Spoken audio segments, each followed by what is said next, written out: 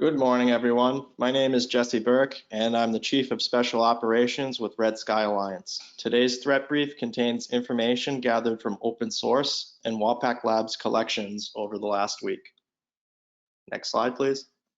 For the agenda today, we're going to briefly discuss recent Iranian impersonation attempts of US politicians and journalists on social media. We will then cover recent data breaches and cyber attacks in open source and social media, and then go over 7 days of trending, including the latest APT activities, botnet activity, cloud security, blacklists, and keylogger activity.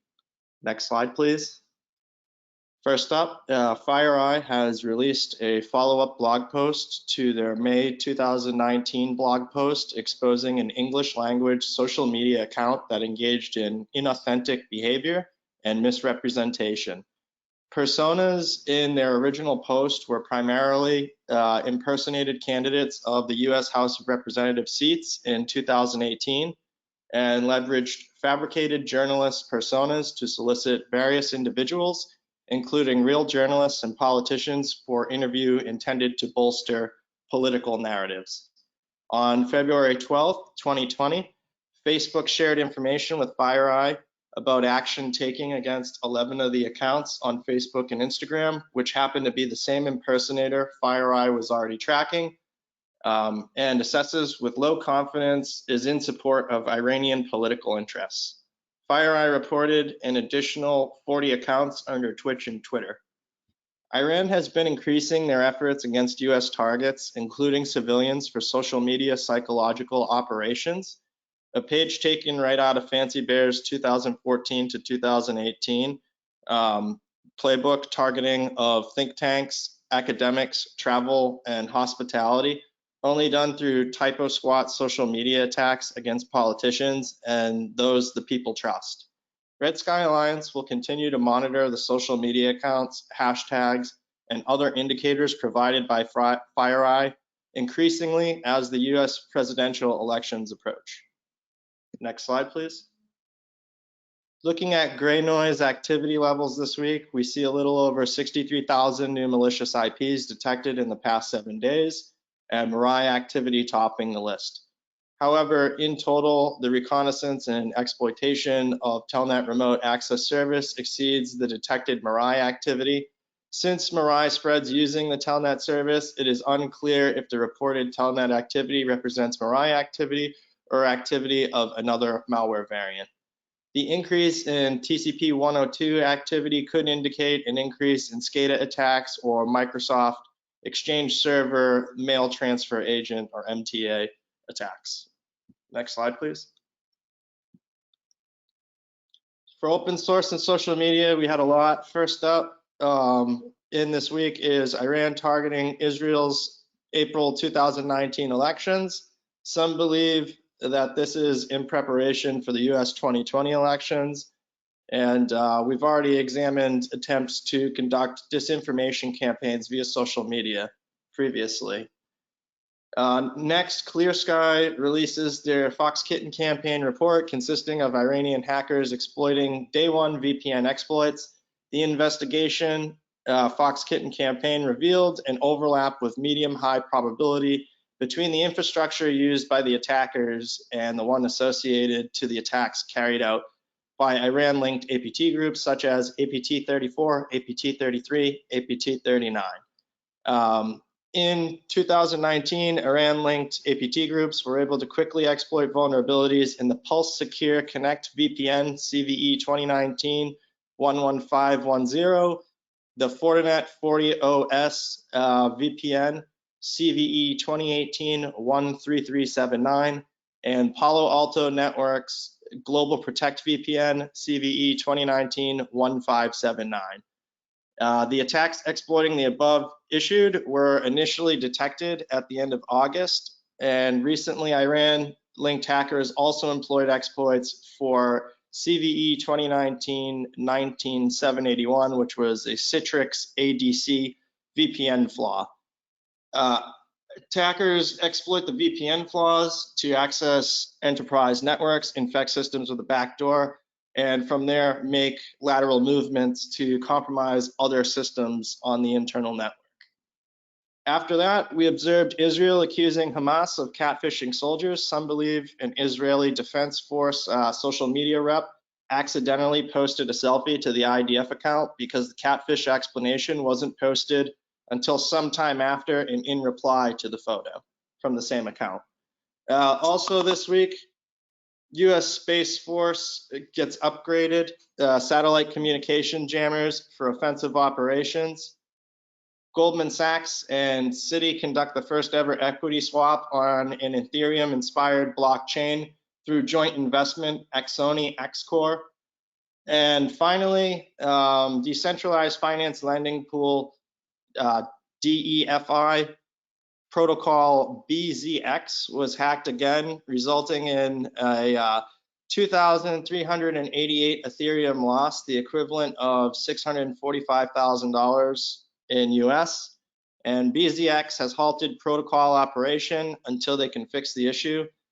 Similarly, there's a Chinese cryptocurrency exchange right now, Fcoin, which has revealed $130 million Bitcoin shortage, halting withdrawals and trading, but has not yet reported hacking. Currently, they're reporting a programming error resulting in too high of mining fee payouts, but we'll see. Next slide, please. And last week, we recorded approximately 900,000 of indicators listed above. These collections included our threat recon, keylogger, malicious email, and sinkhole traffic. The numbers on the slide show the indicators in the respective collections. Indicators are available to paid Red Sky Alliance members weekly, as well as our blacklists, which come in CSV, FortiSIM, and Proofpoint formats. Next slide, please.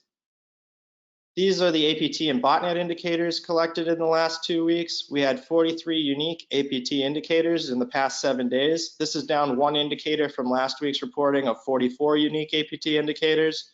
You can use your two-factor authentication to log into CTAC to download the APT indicators discussed today. Please contact us over Slack or via email if you have any questions. On the right, you can see our top sinkhole statistics sorted by malware. Next slide, please. Topping the list for multiple weeks now is SickyPot.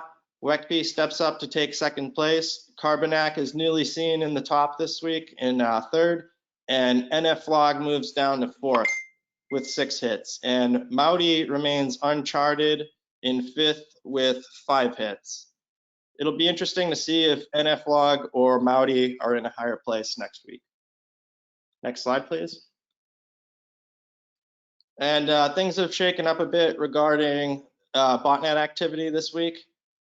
Spamhaus data shows that China Telecom, ChinaNet, and Bharti Airtel have switched the #1 and #2 spots this week, with China Telecom beating out Bharti Airtel. Increasing from 4th to 3rd this week is VNPT Corp, and the National Internet Backbone of India is down from 3rd to 4th. We usually see 31 Jin Rong Street, but last week they have dropped off completely off the list, and we expected to see a return this week, but we have not yet. So more to come on that. Next slide, please. On the cloud security front this week, we are seeing botnet activities in the same cloud environments as usual with a slight switch up. Amazon remains the highest this week, beating Peak 10 in second and Alibaba in third. ONR has escalated this week into a cautionary environment, and Shark Tech has de-escalated from high risk to caution risk. HE.com is our low risk environment this week in place of ONR last week. Next slide, please. In our malicious email collections this week, we observed attackers targeting a variety of targets who chose to anonymize their VirusTotal submissions. Examining boomerups.com VirusTotal files, referring history reveals several EML files. Examining those EML files show Kraber.de, Siloptics.de, Crosh.de, and ACO.com being targeted. Additionally, the IP address 192.119.106.114 has been seen associated with boomerups.com since November 28, 2019. It was observed failing to send a mail from Fanny Ling at hoopmeng.com through naver.com. And these Chinese attackers from boomerup.com are targeting intellectual property, German intellectual property, excuse me. We also see careergroups.com is being targeted with phishing from bsons.com, which is a top 1 million domain. It's using CVE 2017-0199, which is a remote code execution in Office. It's got a 7.8 severity score. And I'm sorry, it's Office with Windows API, RCE. Sorry about that.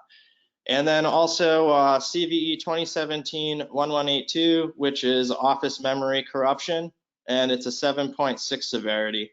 So this means no need to click to enable macros or fall for any phishing. If you're vulnerable and you open one of these documents, you'll be exploited with no clicks. But if your Windows and Office updates are current, then this does not apply to you. Next slide, please. Our blacklists are published weekly. On the right-hand side, you can see some of our keylogger stats. Last week, we observed 30,032 sinkhole connections from new unique IP addresses, 19 unique email addresses compromised with keyloggers.